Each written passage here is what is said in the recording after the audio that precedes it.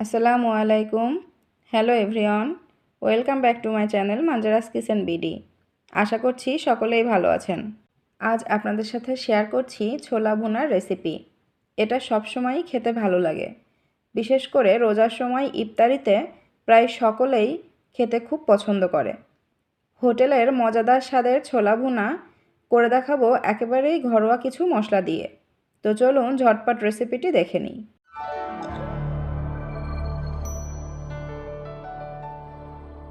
ছোলা ভুনা রেসিপির জন্য আমি প্রথমে একটা মিক্সিং বোলে 200 গ্রাম পরিমাণ নিয়ে নিচ্ছি কাঁচা ছোলা। এই ছোলাগুলো এখন নর্মাল পানি দিয়ে খুব ভালোভাবে 2-3 বার পানি পাল্টে পাল্টে ধুয়ে নিতে হবে। এরপর ছোলার দ্বিগুণ পরিমাণ পানি দিয়ে এটা ভিজিয়ে রেখে দিব 7 থেকে 8 ঘন্টার জন্য।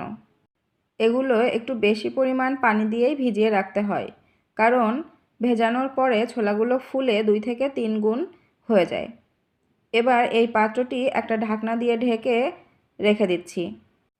ফিরে এলাম 8 ঘন্টা পর। দেখুন আমার ভিজিয়ে রাখা ছোলাগুলো প্রায় ডাবল হয়ে গেছে। এখন এগুলো আরেকটু হাত দিয়ে এভাবে ধুয়ে পানিটা পাল্টে নিচ্ছি। আমি এই ছোলা ভুনার মধ্যে কিছু পরিমাণ আলু দিব। তার জন্য একটা আলু এভাবে ছোট ছোট করে কিউব করে কেটে নিয়েছি। অবশ্য আপনারা চাইলে আলুটা স্কিপও করতে পারেন। এখন এগুলো প্রেসার কুকারে দিয়ে সিদ্ধ করে নিব।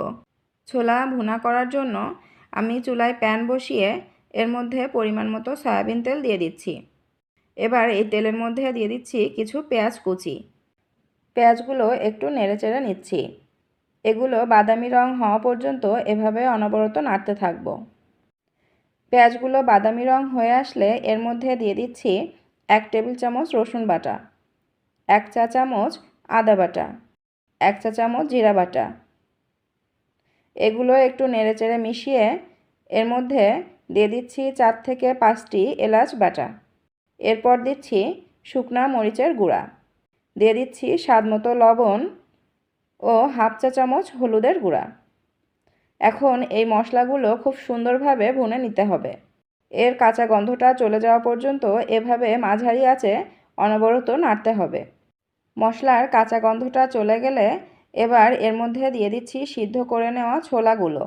এই ছোলাগুলো আগে থেকেই সিদ্ধ করে চালনিতে পানি ঝরিয়ে নিতে হবে।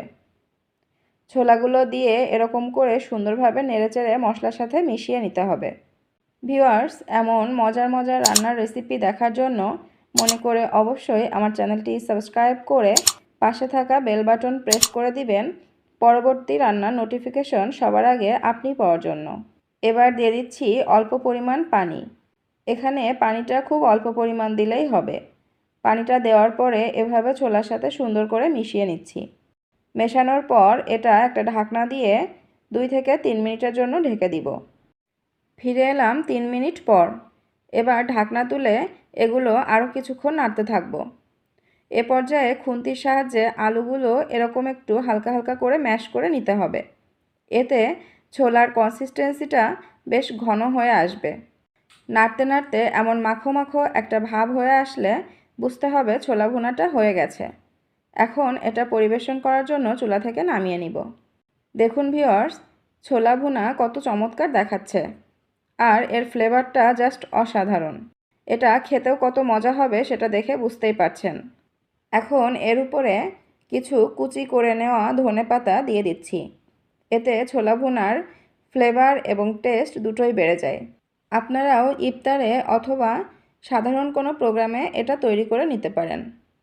আশা করছি আমার আজকের এই রেসিপিটি আপনাদের ভালো লেগেছে। শেষ পর্যন্ত আমাদের সাথে থাকার জন্য ধন্যবাদ। ভালো থাকবেন, সুস্থ থাকবেন, স্বাস্থ্যকর খাবার খাবেন। আল্লাহ হাফেজ।